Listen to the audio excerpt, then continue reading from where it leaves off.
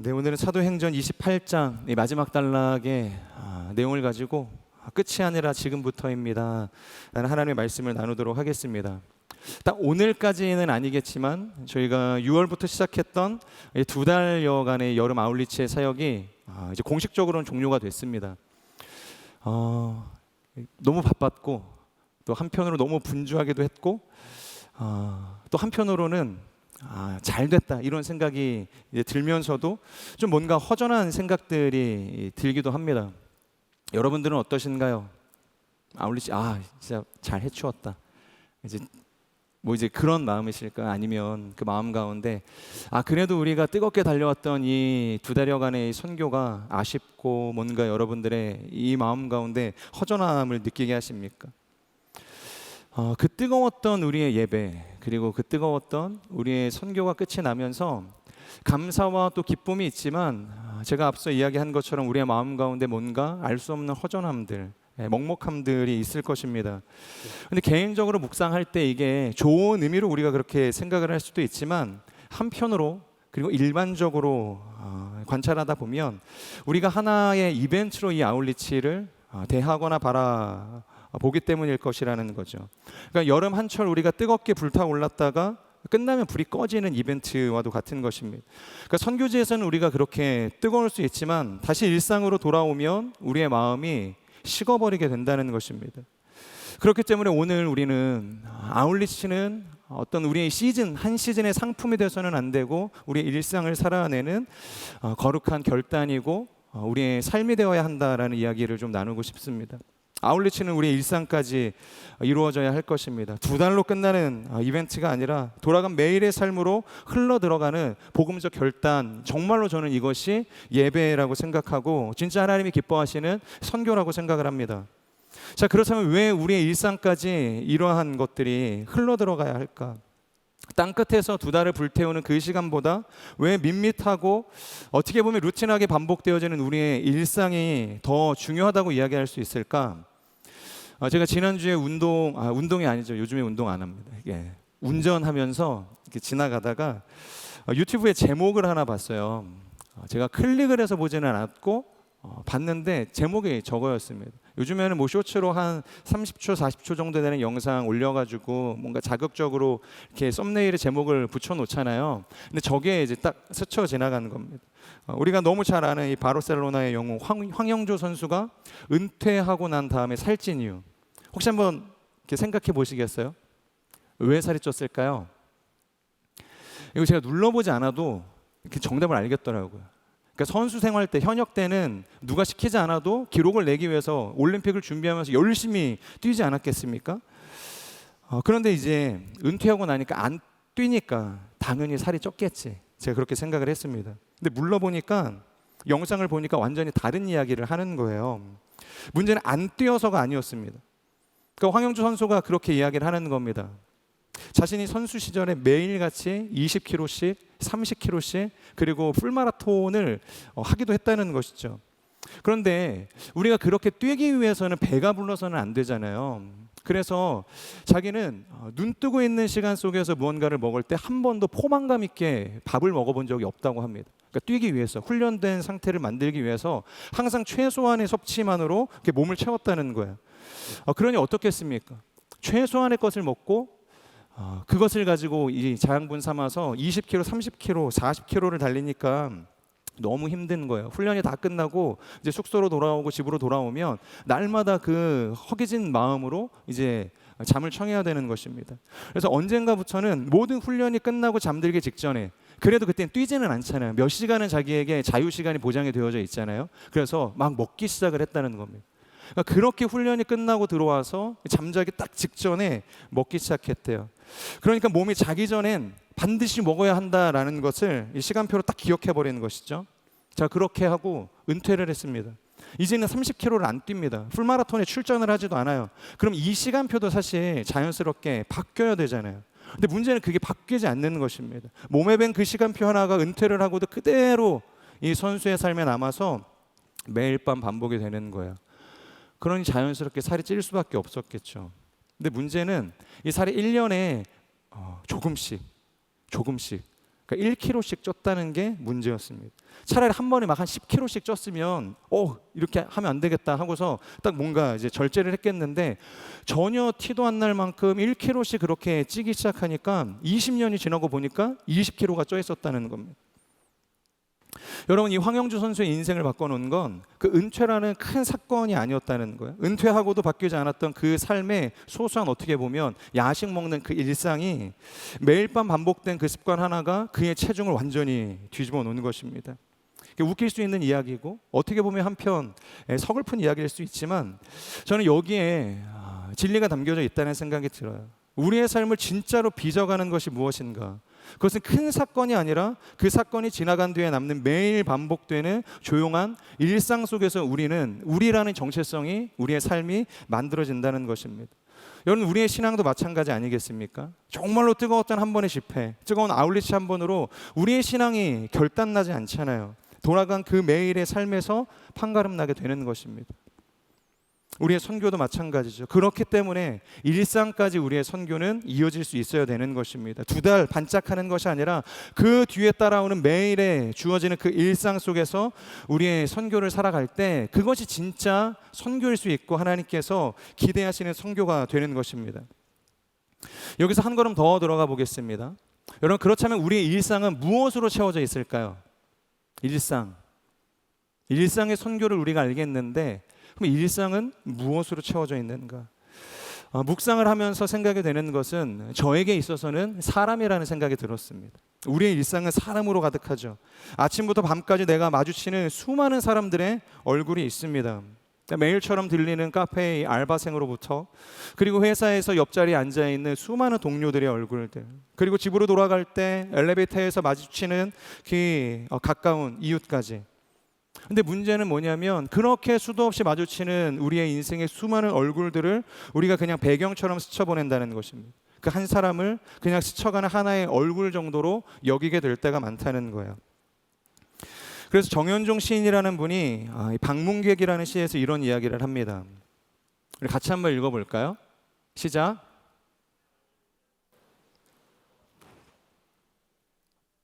그 사람의 일생이 함께 오기 때문이다. 무슨 이야기일까요? 뭔가 좀 추상적이고 뭔가 해석이 필요한 이야기인 것 같은데, 이 말을 정말로 실감나게 보여주는 하나의 에피소드가 있습니다.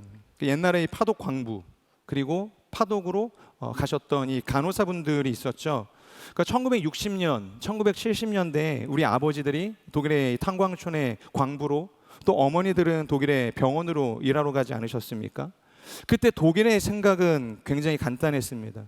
그러니까 우리는 일할 일손이 부족하다는 거예요. 그러니까 자국민을 채용하는 것보다 먼 타지에 있는, 경제적으로 독일보다 열악한 이 한국에 있는 사람들을 고용하는 것이 훨씬 더 경제적이다라는 생각이 드는 것이죠. 그래서 적당한 돈을 주고 한국의 젊은 사람들을 우리가 채용해서 서로 윈윈하자, 약간 이런 마인드였다는 거예요.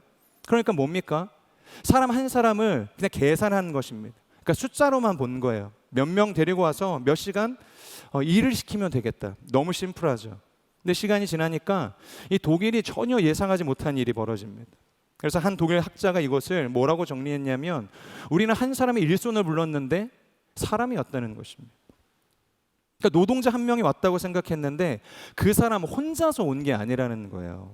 한국에 두고 온 부모와 자식, 아파서 말도 통하지 않는 이 낯선 병원과 이 사회생활들, 밤마다 사무치는 고향 생각과 외로움까지, 그러니까 그 사람을 구성하는 모든 한 인생의 사정들이 통째로 따라왔다는 것입니다. 그러니까 독일은 고작 일손 하나를 받은 게 아니라 한 사람의 인생, 그 사람이 살아가고 있는 세계 전체를 떠안게 된다는 것이죠. 여러분, 사람 하나가 온다는 것은 결코 우리가 계산할 수 없는 일인 것입니다. 그러니까 정현종 시인의 말 그대로 그 사람의 일생이 통째로 딸려오는 셈이 되는 것이죠. 그렇기 때문에 여러분, 우리가 매일 무심코 스치는 그 얼굴들, 그 한 사람이 사실 저마다 하나의 세계, 자신의 인생을 통째로 끌어안고 여러분들의 앞을 지나가고 있는 것입니다. 그렇기 때문에 우리가 세계 선교, 그리고 열방을 향한 선교, 그래서 땅끝을 향해서 나아가는 것도 너무 좋은데, 계속해서 우리의 인생 가운데, 여러분들의 일상 가운데는 그런 세계가 흘러가고 있다는 것입니다. 그렇기 때문에 일상 선교가 중요한 것이겠죠. 근데 문제는 우리가 이것을 머리로는 압니다. 근데 몸이 자꾸 반대로 가는 거예요. 오늘은 그렇게 결단을 하다가도 내일이 되면 또 이것을 잊어버리게 되는 것이죠. 이유가 있겠죠. 그러니까 매일 마주치는 사람 하나하나를 그렇게 품는 일은 솔직히 끝이 없습니다. 그러니까 데드라인이 없는 거예요. 언제까지 이것을 해야 다 되었다, 하나님이 그렇게 말씀하실지 알 수가 없는 거예요. 오늘 하고 내일도 해야 되고 1년 뒤 10년 뒤 계속 해야 될지도 모릅니다. 그러니까 생각만 해도 이 선교라는 것, 일상에서의 선교적 삶을 살아낸다는 것은 버거운 거예요. 그러니까 피하고 싶은 일인 것입니다. 근데 2주짜리 아울리치는 어떨까요? 3박 4일짜리 국내 아울리치는요, 시작과 끝이 딱 정해져 있어요. 그냥 그 기간만 불태우면 됩니다. 장작처럼 그냥 태워버리면 돼요. 가서 누가 일어나라고 하지 않아도 먼저 일어나서 막 큐티하고 묵상하고 밤 늦게까지, 중국이 잠을 재우지 않았다고 이야기를 하는데, 잠을 자지 않아도 괜찮아요. 그래 봐야 일주일입니다. 그러니까 끝이 없는 일상보다 끝이 정해진 그런 이벤트를 우리가 더 선호하게 되어 있다는 거예요. 부끄럽지만 저부터가 그렇습니다.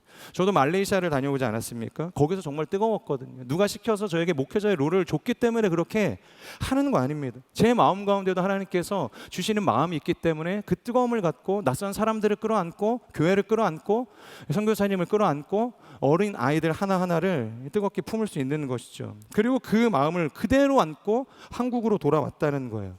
근데 문제가 뭐냐면 그 뜨거움을 정작 눈앞에 있는 이 사람들에게 쓰는 것이 아니라 벌써 내년 선교지를 향해서 쓰고 있는 것입니다.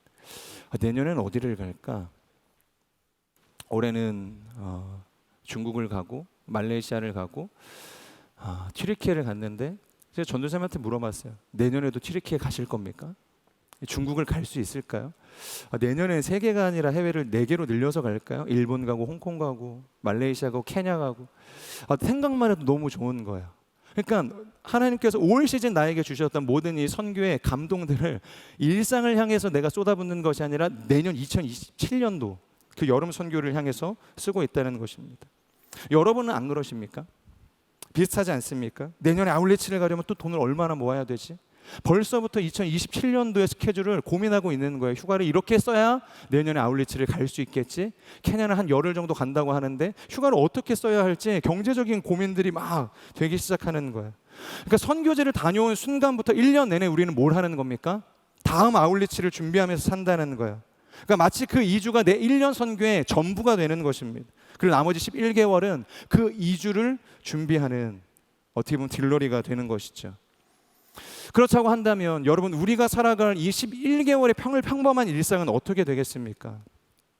이것은 선교가 되는 것이 아니라 진짜 선교를 위해서 그저 참고 준비하는 대기 기간이 되는 거예요. 그냥 대기실이 된다는 것입니다. 사랑하는 여러분, 혹시 우리 중에도 아울리치는 그렇게 뜨겁게 사랑하면서 정작 내일 마주칠 그 한 사람은 또 그냥 스쳐보내고 있지는 않습니까? 우리에게 주어진 소중한 일상들, 나의 가정, 또 직장과 학업과 사업의 모든 터전을 선교의 자리가 아니라 대기실로 만들고 있지는 않습니까? 매일 세계가 걸어오는 그 귀한 자리를 그냥 흘려보내는 시간으로 마주하고 있지는 않습니까? 바로 이 지점에서 오늘 우리가 읽은 이 사도행전의 28장 마지막 단락이 답을 주고 있다는 것입니다. 자, 사도행전 28장을 보면 한 사람이 소개가 되고 있죠. 화려한 선교정이 다 끝나고 이제는 쇠사슬에 매인 채 남의 셋방이라는 갇힌 일상, 어떻게 보면 감옥에 갇혀서 처박혀 있는 한 사람, 사도 바울이었습니다. 그러니까 그에게 있어서 황제의 재판을 기다리는 그 셋방은 자신이 풀려날 때까지 그냥 버티는 대기실이 되어도 사실 뭐 아무 상관이 없지 않았겠습니까? 거기서 그 사람이 뭘 할 수 있었겠습니까? 근데 놀라운 것은 사도 바울은 그 자리를 대기실로 만들지 않았다는 거예요. 오히려 그 셋방에서 아무도 막을 수 없는 선교의 열매가 맺혀지게 된 것이죠. 도대체 어떻게 그런 삶을 살 수 있을까? 어떻게 그런 선교적 삶이 그 셋방 속에서 일어날 수 있을까? 저는 2가지를 함께 좀 나누길 원합니다. 첫 번째, 우리 같이 한번 읽겠습니다. 시작. 끝이라 우리가 단정하는 것이 아니라 잠깐 숨을 고르는 시간이라고 생각을 할 수 있는 것이죠. 본문 30절 그리고 31절을 보면 그 첫 번째 단서를 누가가 이 이야기를 끝내는 방식 속에 숨겨놓았는데요. 우리 같이 읽어보겠습니다. 시작.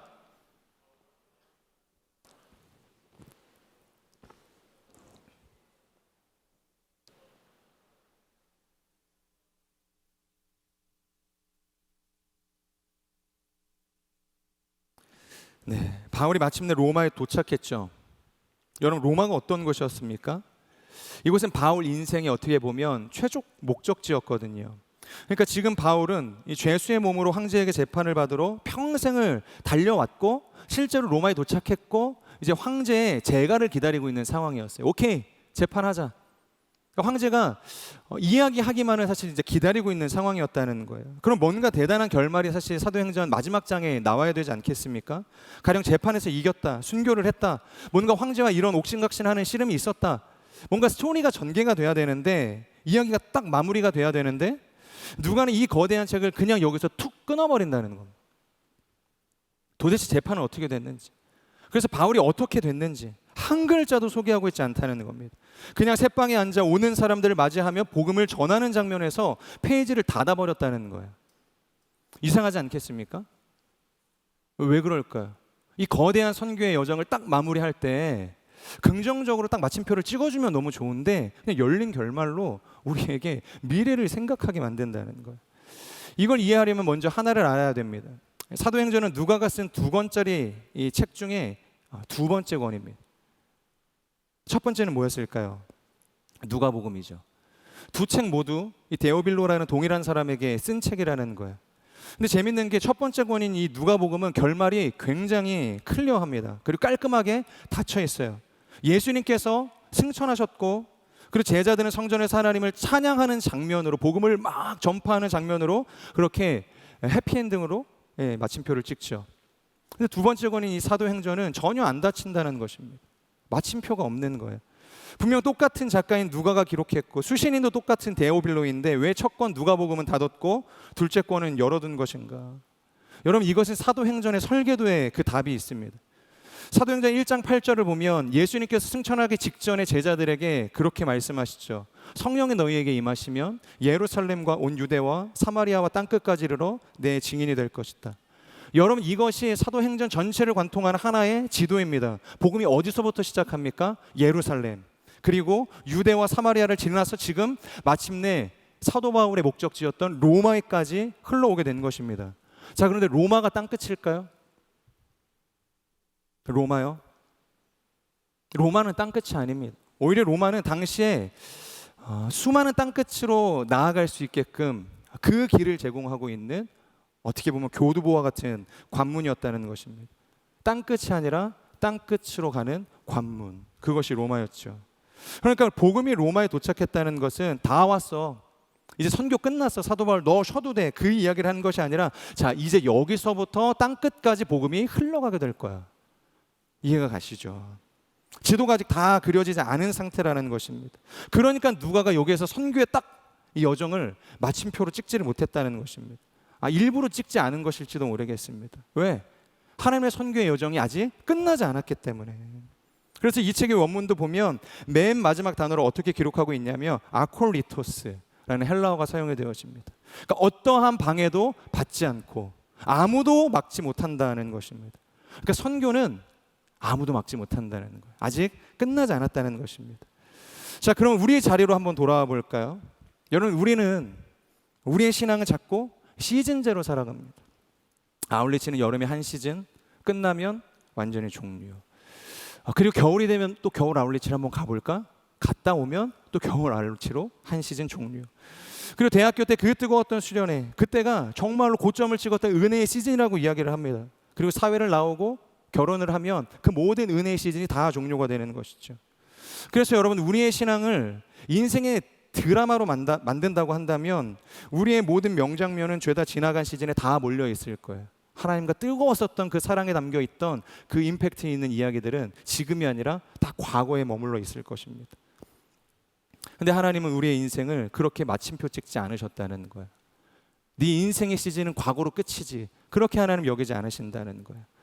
누가가 사도행전을 안 닫았듯이 비록 기록상으로는 사도행전은 28장에서 끝이 나게 됐지만 사실 하나님의 선교를 위한 29장은 여전히 남아있는 것입니다. 오늘의 교회의 비전인 액트 29이 바로 그 비전으로부터 시작이 된 것이죠. 그러니까 바울은 그 새방을 대기실로 볼 수 없었던 이유가 바로 여기에 있는 것입니다. 액트 29. 하나님의 마음으로 이 선교를 바라보기 시작할 때 그곳은 대기실이 아니라 오히려 더 막을 수 없는 선교의 이 확장이 일어날 수 있는 전초기지가 된 것이죠. 그러니 여러분, 오늘 이 해단식은 우리가 2달 동안 정말 선교 열심히 잘했다, 이제 일상으로 돌아가서 너희의 삶을 살자, 이런 마침표가 아니라는 것입니다. 잠시 숨 고르고 다음 문장, 다음 선교, 다음 신앙을 이어가는 쉼표라는 것입니다. 저는 우리의 선교가 오늘로 끝나는 것이 아니라 오늘부터 다시 일상에서 화려하게 시작할 수 있기를 주님의 이름으로 축복합니다. 두 번째 나눌 것은 메인 사슬은 말씀까지 묶지 못한다입니다. 자, 이야기가 아직 끝나지 않은 건 알겠어요. 근데 문제가 있죠. 지금 사도 바울이 어떤 상태입니까? 손발이 묶여 있는 상태이죠. 이야기를 이어가고 싶어도, 복음을 전하고 싶어도 전할 수 없는 닫혀있는 현실이 지금 사도 바울의 상황이라는 것입니다. 근데 여기서 놀라운 이야기가 시작이 되죠. 우리 16절의 말씀 같이 읽겠습니다. 시작.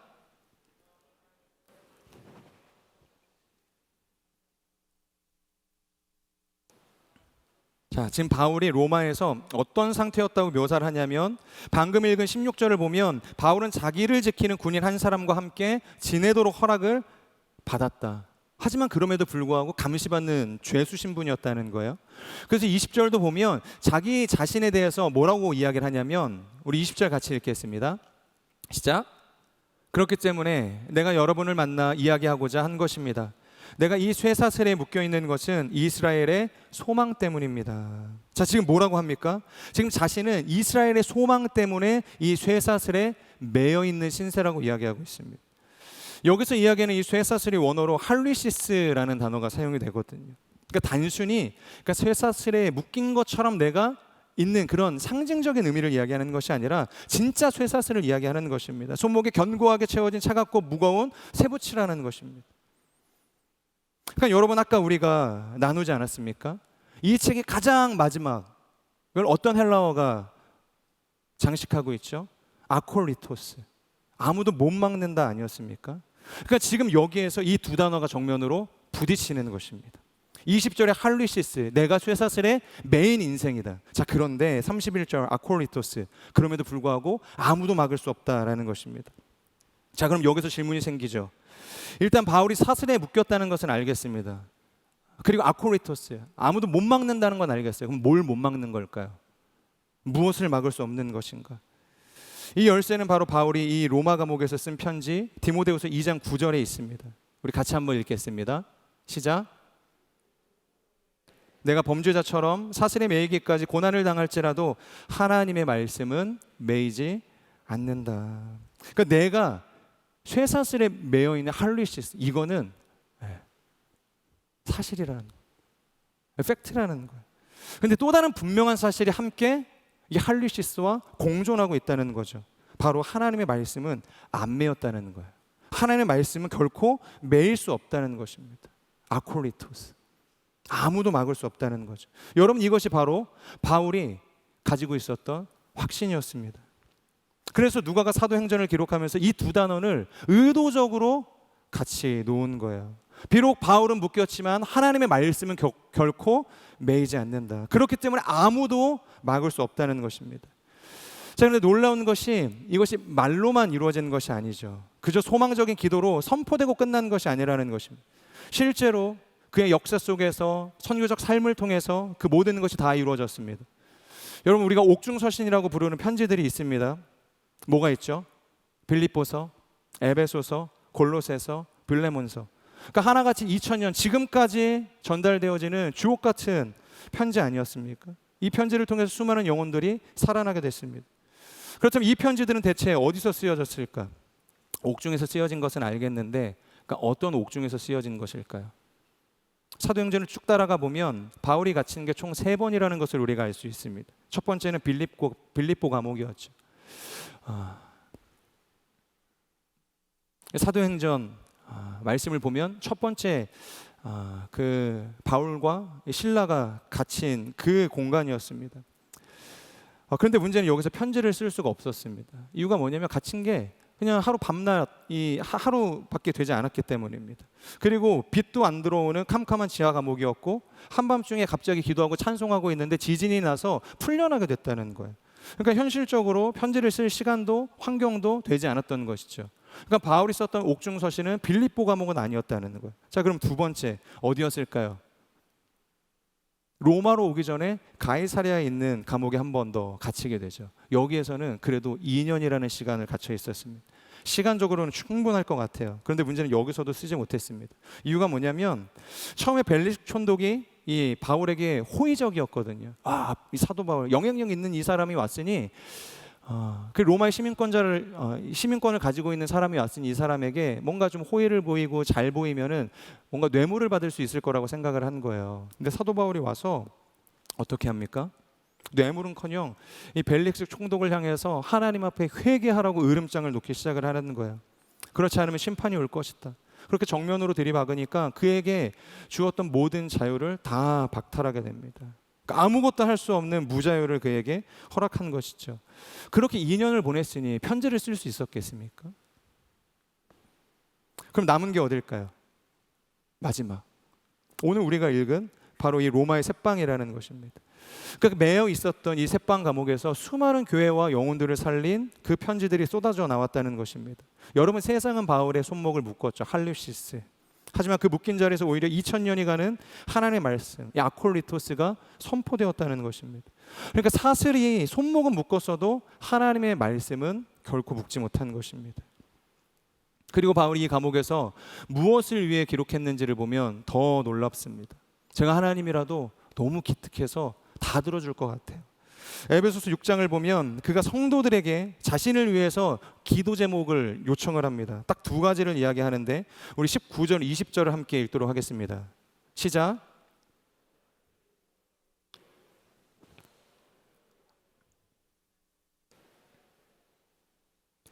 내가 이것을 위해 사슬에 매인 사신이 됐습니다.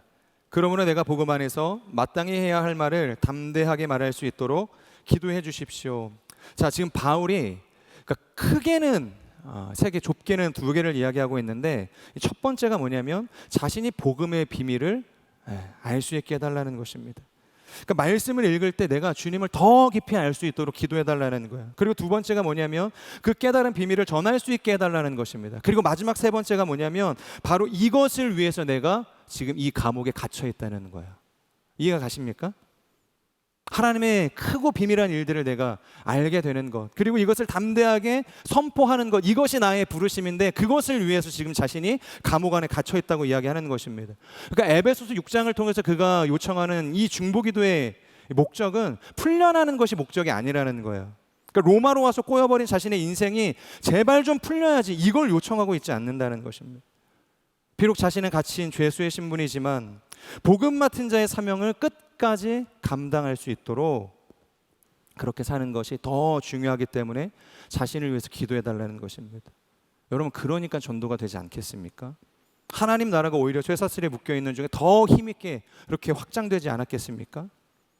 그래서 빌립보서 1장 13절이 뭐라고 이야기하고 있냐면 모든 시위대 안에 복음의 비밀이 전해졌다. 그러니까 모든 시위대 안에, 이스라엘 민족 가운데 선포되는 거 아닙니다.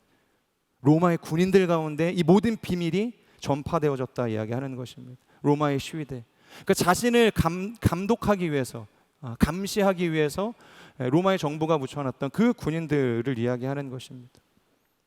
결국 그들이 믿었다는 거예요. 그리고 빌립보서 4장 22절을 보면 바울이 어떤 집안의 문화를 하냐면 가이사, 황제의 집안에 문안한다라고 이야기를 하죠. 여러분, 이들이 누구겠습니까? 황제의 집안 사람들이 누구겠어요? 귀족 아니었겠습니까? 힘을 가지고 있는 기득권층 아니었겠습니까? 그의 사촌이고 그의 형제고 그의 자매 아니었겠습니까? 다 황제와 함께 친밀하게 가까이 있는 사람들이었다는 거예요. 바로 자신이 묶여있을 때 복음을 전했던 사람들이었겠죠. 자신이 셋방에 갇혀 있을 때 끊임없이 찾아와서 사도 바울을 통해서 들었던 그 복음의 말씀이 가이사의 집안 사람들을 완전히 변화시키는 겁니다. 결국 그들이 믿게 된 것이죠. 여러분, 우리는 어떻습니까? 우리는 정반대로 기도할 때가 많아요. 하나님, 이것 좀 풀어주세요. 이 상황만 벗어나게 해주세요. 그래서 금식도 하고 철야도 하고 끊임없이 하나님 앞에 부르짖지 않습니까? 그리고 이것만 해결되면 그때부터 제대로 헌신할게요. 선교도 할게요. 그러니까 늘 이것만 해결되면이라는 기도 앞에 전제가 깔려 있다는 것입니다. 그런데 바울은 그 전제가 없었다는 거예요. 메인 그 자리에서 할리시스를 그 두 손으로 붙들고 있으면서 바로 복음을 살았다는 것입니다. 복음을 전했던 것이죠. 작년인지 재작년인지 제가 잘 기억이 나지 않는데 저희 순장들 처음 시작할 때 순장서관학교를 할 때 제 동기 목사님 한 분을 모셨던 기억이 나요. 그때 그분이 하셨던 간증이 있는데 혹시 기억이 나시나요? 순장님들 중에서 이분이 젊은 나이, 저보다 동생입니다. 한참 어린 동생인데 척추에 종양이 생기는 희귀병을 대학부 학부 시절 때 이미 경험을 한 거예요. 그래서 어쩔 수 없이 살기 위해서는 척추뼈를 도려내는 이 큰 수술을 할 수밖에 없었거든요. 그러니까 멀쩡하게 삶을 잘 사던 이 젊은 청년이 한순간에 몸이 불편한 사람이 된 거예요. 그러니까 꿈도 많고 열정도 컸던 젊은 목회자에게 이것은 정말 감당하기 힘든 고난이었습니다. 어려움이었어요. 학부도 당신대에 들어가서 하나님 나라를 위해서 자신을 드리겠다고 그렇게 했던 사람이었습니다. 그러니까 젊었을 때부터 꿈이 야무졌어요. 하나님 위해서 살겠다고 헌신했던 사람인데 그 비전과 상관없이 하나님 앞에서 선한 그 꿈과 상관없이 갑자기 불편한 인생이 된 것이죠. 완전히 묶인 인생이 된 거예요. 그렇게 마음이 캄캄하게 무너지던 그때 함께 사역하던 선배 목사님이 오셔서 그분에게 그렇게 이야기를 하셨대요. 하나님이 부르시면 가면 된다. 그런데 안 부르시면 어떤 이유로든 너의 삶을 멈춰 세우시면 그냥 그 자리에서 열심히 섬기면 된다. 그게 다다. 여러분, 그 목사님이 그 선배 목사님의 이야기를 듣고 굉장히 큰 위로를 얻었습니다. 그리고 많은 시간이 흘렀죠. 지금 뭘 하고 계신지 아십니까? 어디서 그분이 사역하고 계시는 줄 아세요? 살아가다 중도의 시력을 잃으신 분들을 섬기는 중도 실명자 선교교회를 담임하고 있습니다. 그러니까 누구보다 귀한 헌신의 삶을 살아가고 있는 것이죠. 비록 그 목사님이 중도의 시력을 잃으신 것은 아니지만 척추뼈를 도려내며 불평한 인생을 살아가며 낙심하던 그때 하나님께서는 그 마음 가운데 장애인들을 향한 마음, 장애인들을 섬겨야 되겠다라는 비전을 주셨다는 거예요. 그래서 사실 누구도 사실 가고 싶지 않은 이 장애인 교회를 기쁜 마음으로 섬겨야겠다. 그리고 지금 너무 놀라운 이야기들이 부흥이 그 교회 가운데 일어난다는 이야기들을 듣게 됩니다. 그러니까 그분의 묶인 그 자리가 묶였다고 여겨졌던 그 할리우시스의 그 자리가 사도 바울과 같이 끝이 아니라 도리어 사명의 자리, 부흥의 자리, 하나님의 나라가 확장되어지는 자리가 된 것입니다. 여러분을 묶고 있는 혹시 쇠사슬이 있으신가요? 그것이 무엇입니까? 누군가에게는 아무리 애써도 벗어나지 못하는 직장일 수도 있습니다. 또 누군가에게는 몸 하나 겨우 누이는 좁은 자취방일 수도 있습니다. 매일 왕복 3시간의 그 지긋지긋한 이 통근길, 끊어내고 싶어도 끊어낼 수 없는 관계, 가족들, 일어날 수 없는 병상, 하루 종일 나를 붙들고 있는 육아, 그 지쳐있는 일상이 나를 묶고 있는 사슬일지도 모른다는 거예요. 그럴 때 여러분, 우리는 이 상황들, 이 모습들을 바라보면서 다 뭐라고 부릅니까? 선교의 방해물, 신앙의 방해물, 은혜의 방해물이라고 이야기하지 않습니까? 다 치워버리고 싶은 거예요. 그런데 바울에게는 그 모든 사슬이 바로 선교지였습니다. 하나님의 은혜를 세우고 하나님의 선교를 완성하는 부흥의 자리가 됐다는 것입니다. 저는 우리의 삶도 이와 같기를 원합니다. 결국 우리의 손에 메인 쇠사슬이 우리를 통해서 이루시는 하나님의 선교를 막을 수 없는 줄로 믿습니다. 저는 우리의 일상을 통해서 아콜리토스, 아무도 막을 수 없는 그 하나님의 말씀이 담대하게 선포되어질 수 있기를 주님의 이름으로 축복합니다. 우리 함께 이 말씀을 기억하면서 믿음의 고백을 담아서 이 찬양 하나님 앞에 올려드리기를 원합니다. 따스한 성령님, 따스한 성령님, 마음으로 보내 내 몸을 감싸며 주어지는 평안함, 만족함을 느끼네. 사랑과 진리에, 사랑과 진리에 한 줄기 빛 보내 내 몸을 감싸며 주어지는 평안함, 그 사랑을 느끼네. 그 사랑을 우리 함께 선포합시다. 부르신 곳에서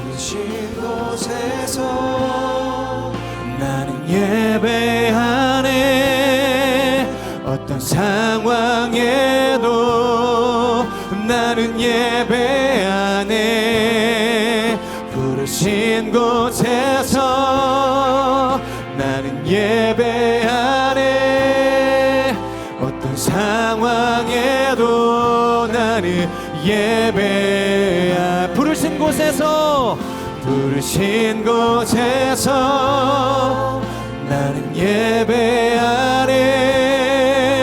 어떤 상황에도 나는 예배하네. 부르신 곳에서 나는 예배하네. 어떤 상황에도 나는 예배하네. 내가 걸어갈 때 길이 되시는 주님, 내가 걸어갈 때 길이 되고 살아갈 때 삶이 되는 그곳에서 예배하네. 내가 걸어갈 때 길이 되고 살아갈 때 삶이 되는 그곳에서 예배. 부르신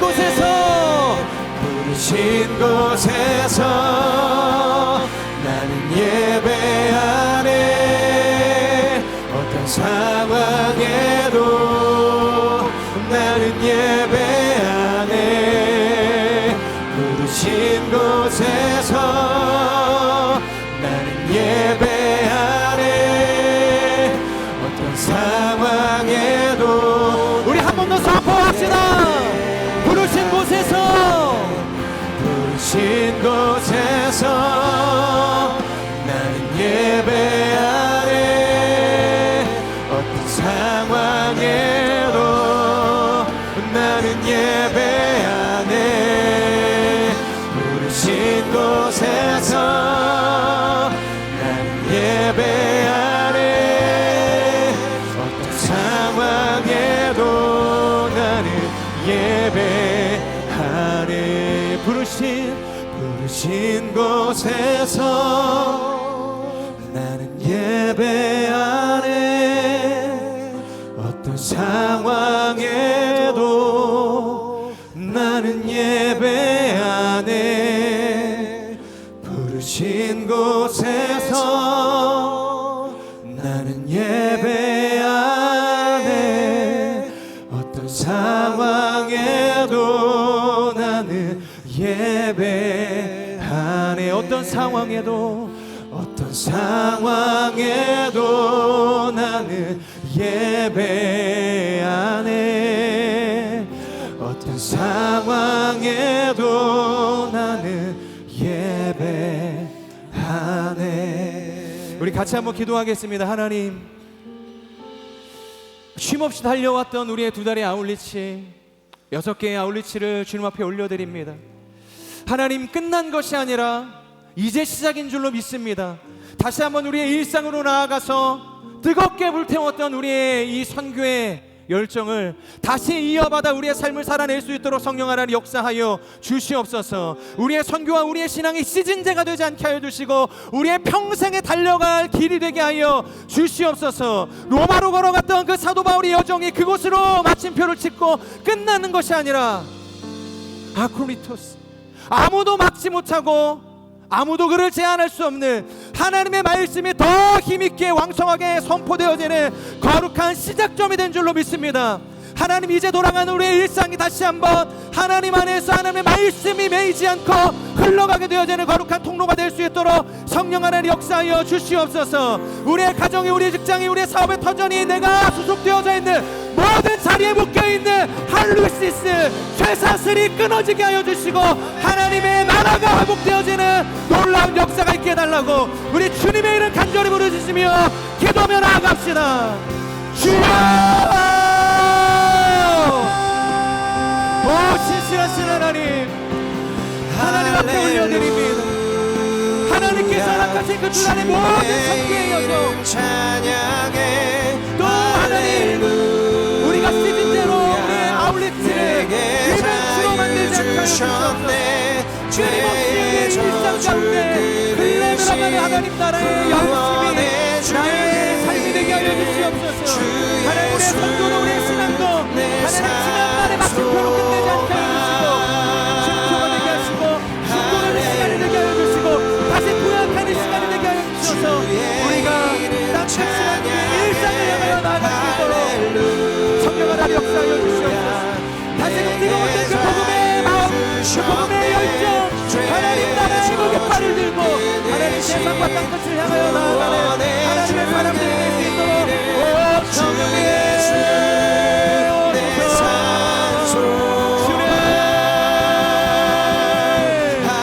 우리의 모든 삶을 통하여서 기름지는 생명 되신 예수 그리스도, 우리 영원한 삶 소망이 되시는 예수 그리스도만을 선포하게 하여 주시옵소서. 하나님 그 어떤 것도 하나님 우리의 손목을 묶고 우리의 뜻을 제한하고 하나님 나라의 그 복음을 선포하는 우리의 열심을 막을 수 없습니다. 오 주님, 오 주님, 결코 막을 수 없는 하나님의 아포리 뜻과 나의 삶에 충만하게 하여 주시옵소서. 끊임없이 하나님 나라의 깃발을 들고 복음의 하나님 그 십자가에 갖고 하나님 보내신 모든 사역자들을 나아갈 수 있도록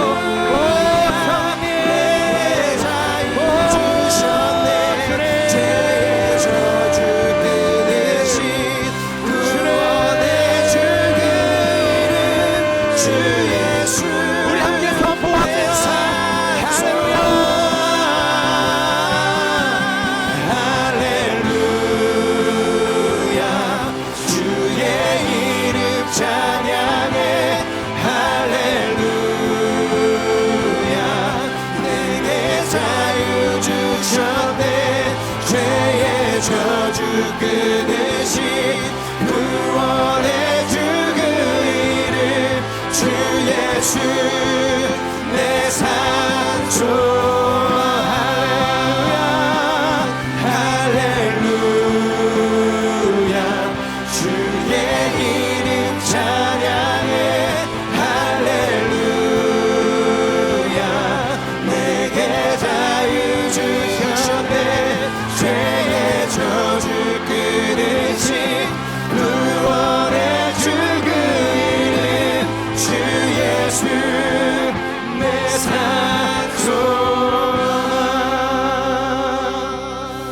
거룩하신 하나님, 주님이 우리의 산 소망이 되심을 고백합니다. 우리 모든 죄악의 사슬을 끊어내시는 우리의 영원한 생명이 되시는 하나님이신 줄로 우리가 고백합니다. 주님이 우리를 죄에서 자유케 하셨음을 선포합니다. 하나님 그 어떤 것도 이제는 우리를 결코 속박할 수 없음을 고백합니다. 그 어떤 세상의 쇠사슬도 우리를 묶을 수 없음을 선포합니다. 하나님의 그 아코리토스가 이 시간 다시 한번 우리의 심령 가운데 불을 일으키시고 매여있는 우리의 삶을 일으키시고 그 모든 묶였던 쇠사슬을 끊고 하나님 나라를 위하여서 아무도 막지 못하고 달려나갈 수 있는 거룩한 복음의 증인으로 땅끝으로 나아가기를 결단하는 하나님의 사람으로 살아가게 하여 주시옵소서. 그렇게 역사하실 주님을 찬양합니다. 감사드리며 예수님의 이름으로 기도드립니다. 아멘. 우리 살아계신 주님께 우리 감사와 큰 영광의 박수 올려드리겠습니다. 할렐루야. 주님을 찬양합니다. 우리 영원한 소망이 될 수 있는 주님을 높여드립니다. 아멘.